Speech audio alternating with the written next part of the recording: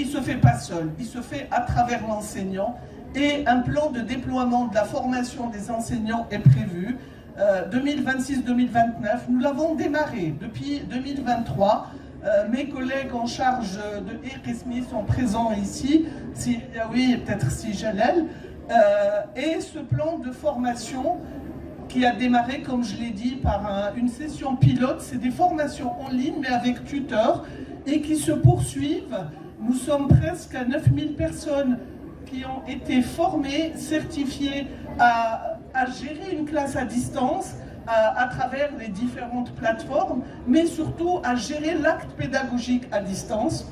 Le projet national 2026-2027 a comme objectif 3 cibles, les enseignants, les directeurs, les inspecteurs, avec une formation à travers les AREF sur 3 ans, avec un tiers chaque année. Un objectif général de renforcer les capacités de conception, de pilotage, d'évaluation à travers l'enseignement à distance.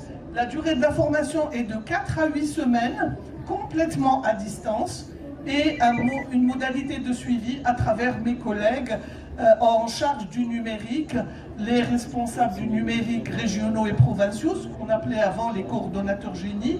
Aujourd'hui, ils ont des noms un peu plus compliqués, en charge de l'enseignement à distance, en charge du laboratoire des ressources numériques. Moi, je continue à les appeler les coordonnateurs du numérique, et ils resteront toujours géniaux et coordonnateurs de génie.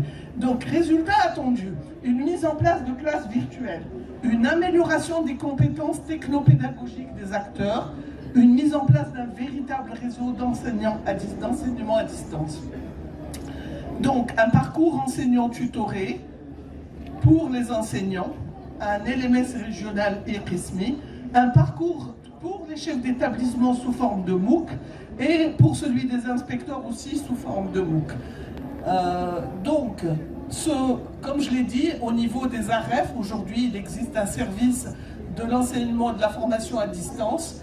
Donc, ces gestionnaires régionaux avec les gestionnaires des systèmes d'information seront vraiment nos relayeurs au niveau régional et provincial pour mettre en œuvre ce plan d'action ambitieux qui a déjà démarré. Nous sommes à plus de 9000 personnes formées, certifiées. Alors, que s'est-il passé pendant les intempéries? De l'action, de l'intention à l'action, j'aime bien ce titre choisi par mes collègues, où nous avons eu d'abord une véritable surprise de voir nos établissements ayant subi de gros dégâts. Même Kfar a été vidé de ses habitants. On n'avait jamais vécu quelque chose d'aussi traumatisant.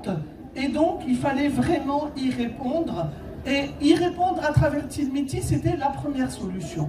Mais les enfants avaient besoin de contact. Et là, je rends hommage à mes collègues qui ont été mobilisés à travers un appel à manifestation. Il y a eu un certain nombre d'enseignants intéressés, volontaires, etc. Alors, 116 personnes intéressées sur les 9000 certifiés. J'étais un peu frustré. J'ai dit à mes collègues, franchement, j'attendais un peu plus. Mais bon, il faut se rappeler que les enseignants étaient dans leur classe, dans les autres académies, que le ministère avait trouvé d'autres solutions, parce que les enfants qui ont été déplacés dans d'autres villes avaient la possibilité d'aller dans une classe dans le collège, le lycée ou l'école primaire mitoyenne à la maison d'accueil. Et donc, ces 116 enseignants ont été fabuleux. Ils ont organisé, quand ils avaient leur classe, ils nous donnaient l'emploi du temps où ils pouvaient être libres. Et au quotidien, mes collègues, avec la direction de la communication, proposaient un emploi du temps qui démarrait le matin jusqu'au soir. Et vous avez de véritables salles d'enseignement. Et là, ce que j'ai trouvé génial, c'est que ça, c'est un cours d'école pionnière où les élèves répondent en soulevant leur petite spora, l'ardoise. Et là, vous le voyez même dans une classe virtuelle, l'ardoise soulevée. Et ça, c'est ça qui crée le lien, c'est-à-dire que l'enfant était en interaction avec ses enseignants. Je rends hommage à ces enseignants qui ont été vraiment volontaires, présents, toute la journée, le soir, etc. Et à mes collègues qui ont rendu ça possible.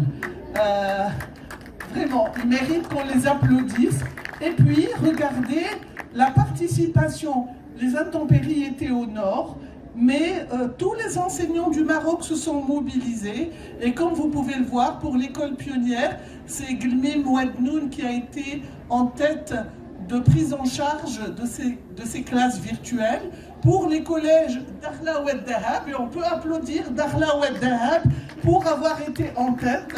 Avec 40 ou 42 établissements, j'ai trouvé ça fabuleux. Et au niveau des établissements classiques, il y a eu les collèges avec Casablanca, normal, Casablanca, ils sont très très nombreux, étaient en tête au niveau des collèges, et Fas Meknas au niveau du qualifiant pour les établissements classiques. Je voudrais terminer pour dire que le numérique, j'ai toujours dit, ça fait 20 ans que j'essaye de mettre un peu de numérique dans nos écoles, et que j'ai toujours dit, c'est un outil, c'est l'enseignant. Avoir un très bon enseignant avec Tabachir, on a tout gagné.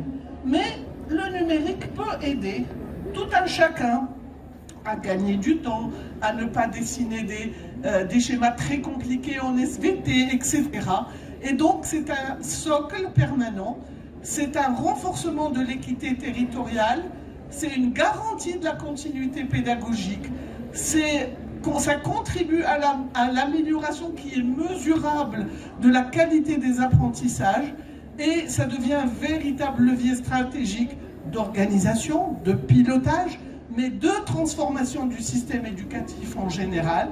Et je rends hommage à toutes les personnes qui, depuis 20 ans, militent, les coordonnateurs régionaux, provinciaux du programme Génie, l'équipe Génie, mais surtout tous les enseignants qui ont accepté depuis 20 ans d'y croire, tous les partenaires qui ont contribué. Plusieurs partenaires sont présents ici et qui ont beaucoup fait pour que le numérique arrive à l'école marocaine. C'est une fierté pour nous.